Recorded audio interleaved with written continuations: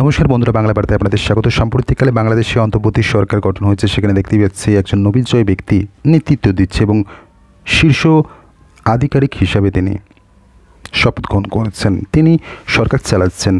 একজন নোবেল পুরস্কার প্রাপ্ত ব্যক্তি তিনি বাংলাদেশে যেন তার এক ভিন্ন চিত্র দেখতে পাচ্ছে। শান্তি প্রতিস্থাপনের তিনি ব্যর্থ হচ্ছেন। শান্তির জন্য তিনি নোবেল পুরস্কার পেয়েছেন, অথচ তার একটা জায়গায় উপস্থিতিতে একটা বিশৃঙ্খলা সৃষ্টি হচ্ছে, মৌলবাদীদের উপদ্রব বেড়ে যাচ্ছে, সেটা আমরা দেখতে পাচ্ছি। এবং সবথেকে বড় কথা হলো বাংলাদেশ যে এই যে সরকার, তারা যে নিজের পায়ে নিচে কুড়ুল মারছে সেটা তারা হয়তো বুঝতে পারছে না বা বুঝেও বুঝতে চাইছে না কোথাও না কোথাও। আমরা তো জানি বাংলাদেশ কীভাবে ভারতের উপর নির্ভরশীল, বিশেষ করে চিকিৎসার ক্ষেত্রে। অহরহ তারা বাংলায় আসছে, কলকাতায় আসছে চিকিৎসার জন্য। বাংলাদেশের চিকিৎসা ব্যবস্থা কতটা অনুন্নত সেটা সম্পর্কে আমরা অবগত রয়েছি। এই কলকাতায় এসে, এই ভারতে এসে তারা স্বল্প মূল্যে চিকিৎসাগুলো পাচ্ছে।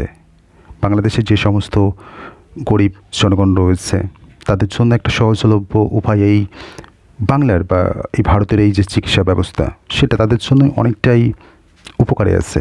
কার্যত সেটা থেকে বঞ্চিত হতে তারা চলেছে, সেটা তারা কল্পনাও করতে পারছে না। এবং আগামীতে তাদের জন্য কি অপেক্ষা করছে সেটাও তারা বুঝেও বুঝতে চাইছে না, জেনেও জানতে চাইছে না। আমরা দেখলাম যখন এই বাংলাদেশে এই উত্তাল পরিস্থিতি, সেখানে ভারত বিরোধিতা, কার্যত শুভেন্দু অধিকারী এই বিষয়টা তো বলেই দিয়েছে সাপ। এই যে পাকিস্তানের সাথেও এত বাংলাদেশ সরকারের, বর্তমান বাংলাদেশ সরকারের এত প্রীতি, আমরা দেখলাম করাচি থেকে বাংলাদেশে জাহাজ আসছে।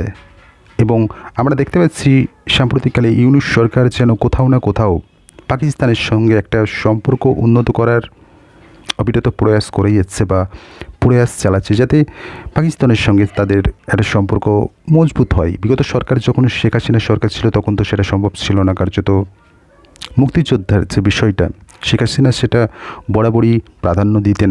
তো কোথাও না কোথাও পাকিস্তানের সাথে তাদের সম্পর্কের মধ্যে একটা ব্যবধান ছিল, কিন্তু সেই ব্যবধানটা সরিয়ে দিচ্ছে এই ইউনূস সরকার। অর্থাৎ পাকিস্তান যেমন আর কি কট্টরপন্থী দেশ, বাংলাদেশ সেই পথেই তো হাঁটছে। অতএব কট্টরপন্থীর সাথে হাত মেলাতে তারা এখন প্রস্তুত।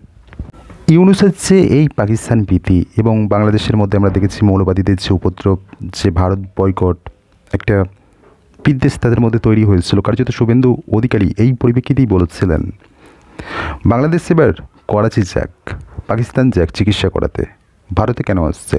ভারতের প্রতি এত যখন বিদ্বেষ, মানে সুবিধা নেবে ভারতের থেকে, গুণগান করবে পাকিস্তানের। আমরা প্রতিটা মুহূর্তে দেখেছি কিভাবে বর্তমান সরকারের আমলে ভারত বিদ্বেষী বেড়ে গিয়েছে এবং কি পরিমাণে মৌলবাদীদের যে তাণ্ডব বা মৌলবাদীদের যে বাড়বাড়ন্ত সেটা বেড়ে গিয়েছে।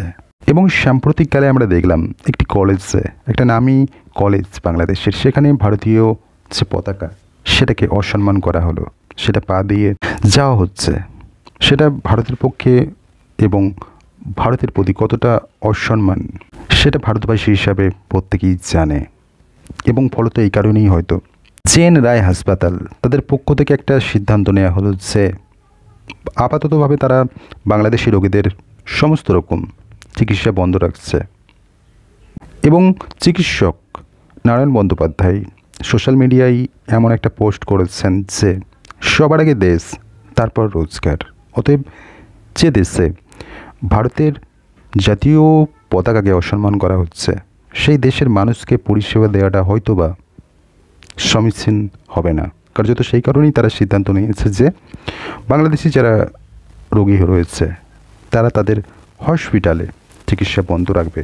এবার বাংলাদেশের এটা ভাবা উচিত, আগামী দিনে যদি সম্পূর্ণভাবে ভারত হাত তুলে দেয় এই চিকিৎসা ক্ষেত্রে, তাদের কী অবস্থা হবে সেটা তারা কল্পনাও করতে পারছে না।